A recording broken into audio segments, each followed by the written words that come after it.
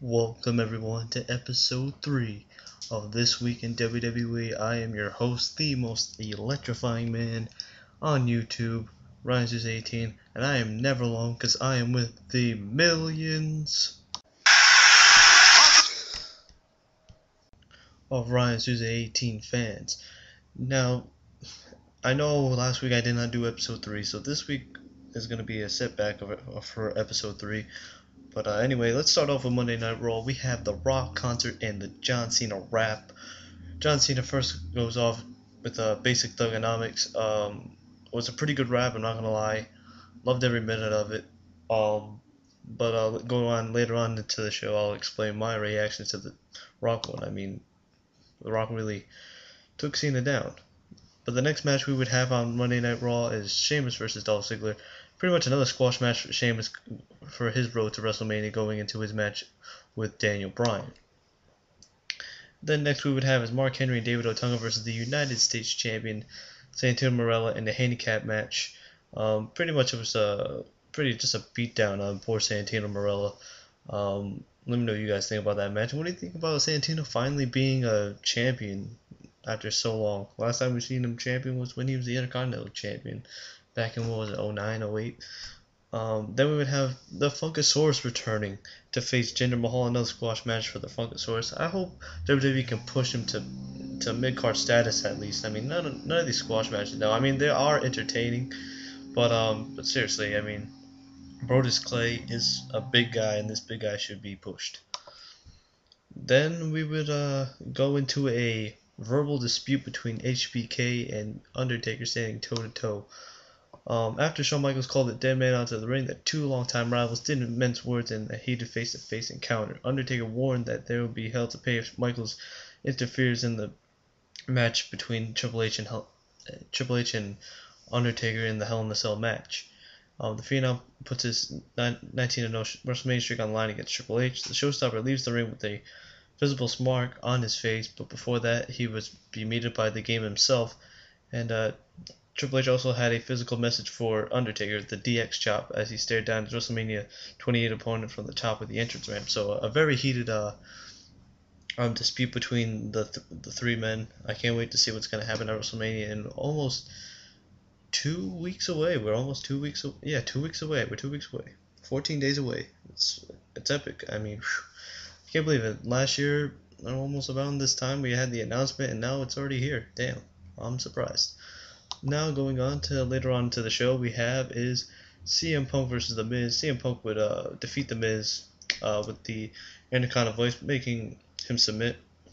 And then we have Chris Jericho coming on the Titantron and telling the WWE Universe that the reason why Punk embraces the hate is because of his alcoholic father.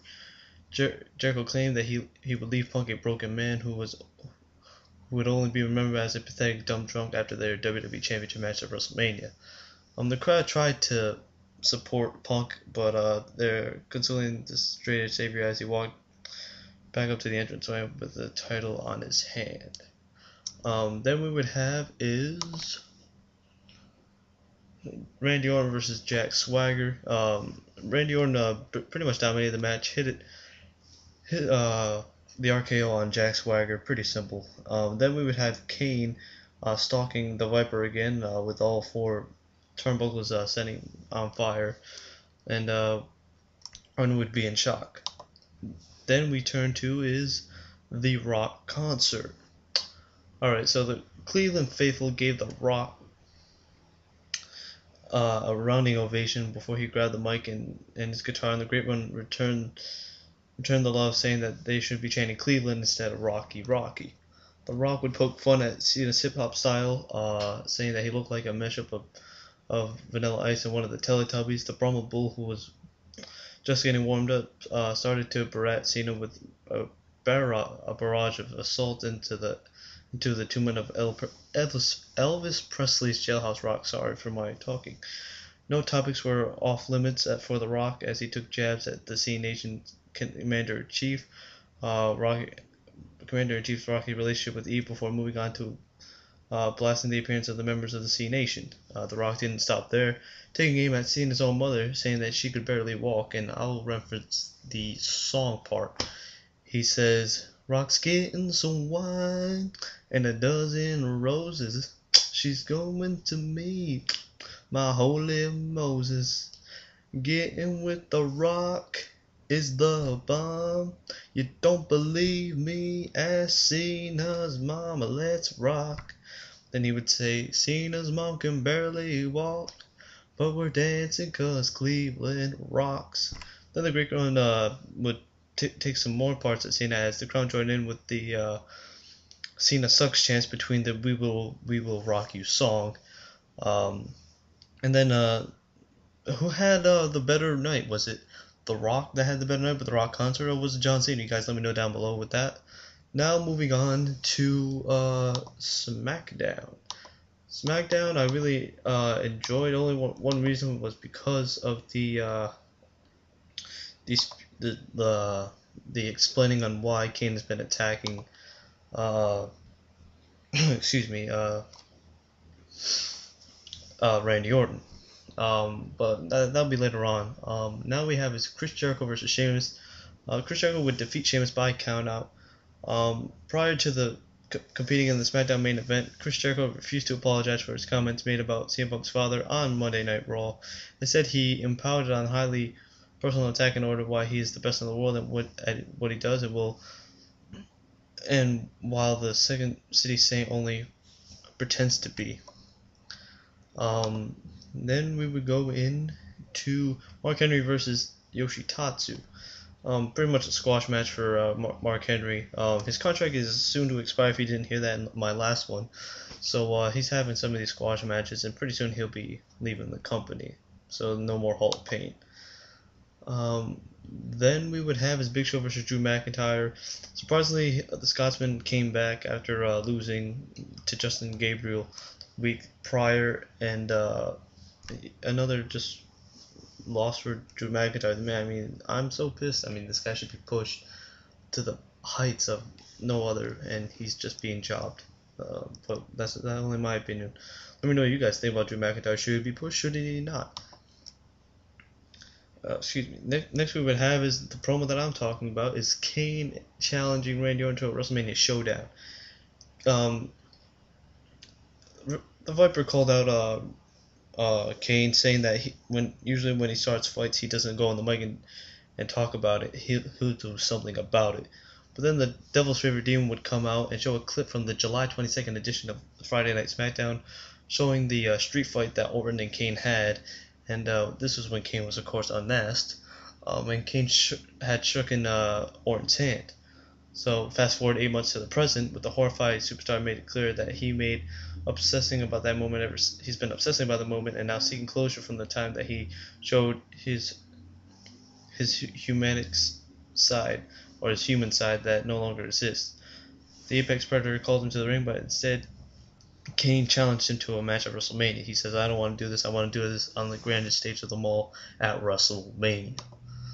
Oh, yeah, no. Then we would have Intercontinental Champion Cody Rhodes versus Great Khali. Before that, there was an interview between him and Josh Matthews, or Matt Striker, saying how you're going to defeat the Big Show, and he referenced that Big Show hasn't won a one-on-one match at WrestleMania. So, does the Big Show win at WrestleMania due to his poor WrestleMania streak? Let me know down below again. Sorry, I keep saying let me know below. But then we would have AJ versus Nikki Bella. Twin Magic was about to happen, and then AJ took the quick roll up, and I don't get it with Daniel Bryan. I really don't. This yes thing, like, I don't know, it just bothers me. I don't know, but yeah, AJ would defeat Nikki Bella. Then we'd have Kofi Kingston versus David Otunga. David Otunga was dressed for this match due to Teddy Long's announcing of this match. He would hit with Trouble in Paradise for the victory. And then finally we have Christian bringing back the Peep Show. Christian welcomed two special guests to the Peep Show, Teddy Long and Raw interim GM John Laurinaitis, offering them both the opportunity to court him to their team at WrestleMania. While Teddy refused to beg, Mr. Excitement stated that if the outspoken superstar competed on his team and they won, he would get one more match for the World Heavyweight Championship. I didn't really see SmackDown, that's why I'm surprised about this. One more match at the World. Oh my gosh, I can't believe they're still going with this one more match for the world title match. Oh my god. Christian proceeded to join Team Johnny. Long attempted to put Christian in a match, but Laurinaitis stated that he was not still not medically cleared to compete. So instead, Teddy informed David Otunga that he would be facing the newest superstar to the team, Teddy, Kofi Kingston. So that's pretty much it for SmackDown. What do you guys think about this whole Christian coming back and still wanting to have one more match at the World Heavyweight Championship? What do you guys think about this whole build-up between The Rock and John Cena? Who had the better concert? Was it The Rock concert or was it the John Cena rap? What do you guys think about the CM Punk versus Chris Jericho feud? And I will mention that last night I was at a house show, and R-Truth brought back his old gimmick for I think one night because there was no little Jimmy's being said. He said, "Providence, what's up?" And then everyone was saying, "What's up?" So as he made his way to the ring, he kept on saying, "What's up?" And of course, all his fans kept on saying, "What's up?" But what do you guys think about that? Do you think R-Truth may be bringing back his old gimmick? Maybe no more little Jimmy shirts anymore. But anyway, let me know what you guys think about all this down below. I'm out, guys. You guys have a great day. And I'll be bringing it with another video, guys. I'm out. Team Sousa for life. Peace.